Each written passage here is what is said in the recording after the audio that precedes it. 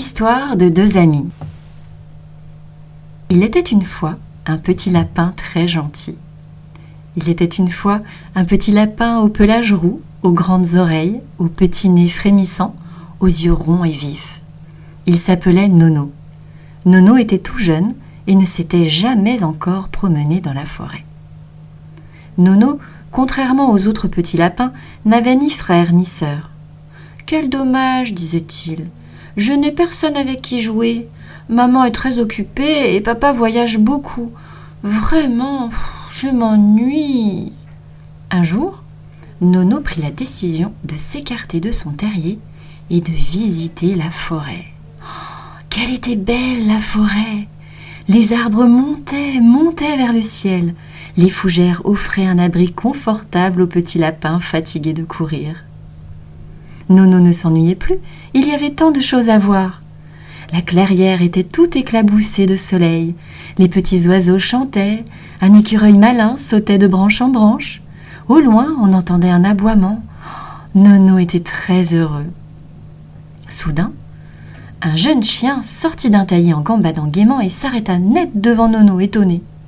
Le chien, effrayé, n'avait jamais, au grand jamais, vu de lapin de sa vie. Il faut vous dire que lui aussi, il était très jeune. « Bonjour, dit timidement le nouveau venu.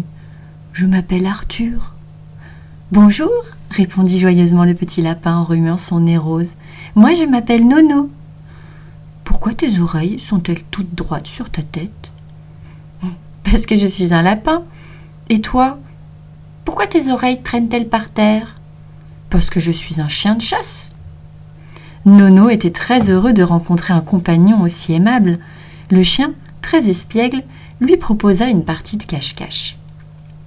Nono n'avait jamais joué à ce jeu et ce fut une belle partie. Il en comprit très vite les règles et il se cachait aisément dans les fossés, derrière les troncs d'arbres ou sous les fougères. Arthur cherchait, reniflait, tournait en rond, sautait, allait, venait, à la grande joie de Nono qui le trouvait très drôle. Après avoir bien joué, ils s'arrêtèrent épuisés. Arthur, qui tirait la langue, dit « J'ai soif !»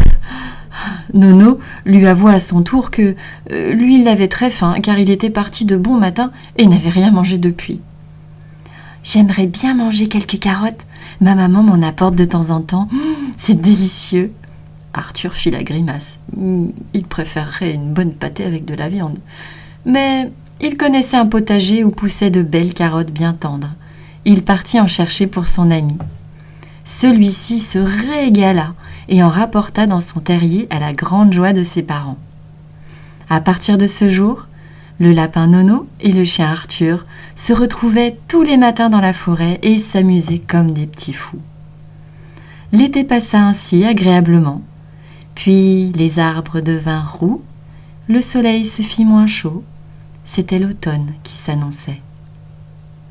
Un matin, Arthur arriva tristement et dit à Nono « Je ne pourrai venir te voir à présent, car demain, c'est l'ouverture de la chasse. » Nono dressa l'oreille. Ses parents lui avaient raconté des histoires terribles et incroyables à ce sujet. Il paraît que les hommes parcourent les champs et les forêts dans l'intention de tuer à l'aide de leurs fusils des gentilles petites bêtes tels que les perdreaux, les faisans et les lapins.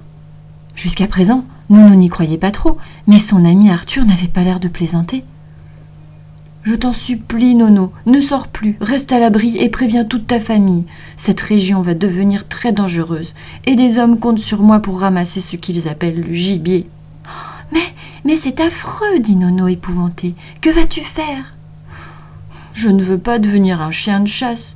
Je ne supporte pas les coups de fusil. J'aime la forêt et les animaux qui y habitent. Comment faire pour ne pas aller à la chasse ?» Nono réfléchit. Et soudain, il eut une idée. « Pourquoi ne viendrais-tu pas habiter chez nous pendant la saison de la chasse ? Tu te cacherais avec nous. Ce serait formidable. Je te verrai tous les jours. »« Jamais tes parents n'accepteront un chien de chasse chez eux. »« Je vais leur expliquer, dit Nono, qui partit vite vers son terrier. Je ne sais quels arguments put donner Nono à ses parents, mais il revint chercher son ami intimidé. Les parents de Nono furent un peu effrayés à la vue de cet animal qui représentait leur ennemi héréditaire, puis tout doucement l'adoptèrent. Et c'est vraiment incroyable, mais je vous dis la vérité, jamais on ne vit une amitié aussi solide que dans cette curieuse équipe. L'automne passa ainsi.